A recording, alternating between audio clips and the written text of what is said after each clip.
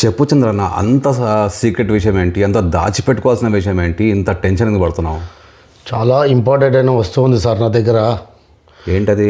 అది చాలా ఇంపార్టెంట్ అయిన వస్తువు, ఎవరికి చెప్పేది కాదు అది ఎవరికి. అంత ఇంపార్టెంట్ అయితే మీ ఇంట్లో దాచుకోవచ్చు కదా, నా దగ్గర ఎందుకు తీసుకొచ్చినావు? దానికి భద్రత లేదు సార్ ఎక్కడ, ప్రతి దగ్గర దాన్ని చోరీ అవుతుంది అంటారు కదా దాని గురించి. అందుకే మీ దగ్గర దాచిపెడదామని వచ్చిన నేను. ఏందబ్బా అంత పెద్ద ఇష్యూ? అబ్బా ఎడబెట్టి వచ్చిన సార్, అది మీకు మీ ఇంట్లో దాచిపెడదామని తెచ్చిన దాన్ని. మీకు చెప్పాలంటే మిమ్మల్ని చూస్తే కూడా భయం అవుతుంది నాకు ఇప్పుడు. ఎందుకు?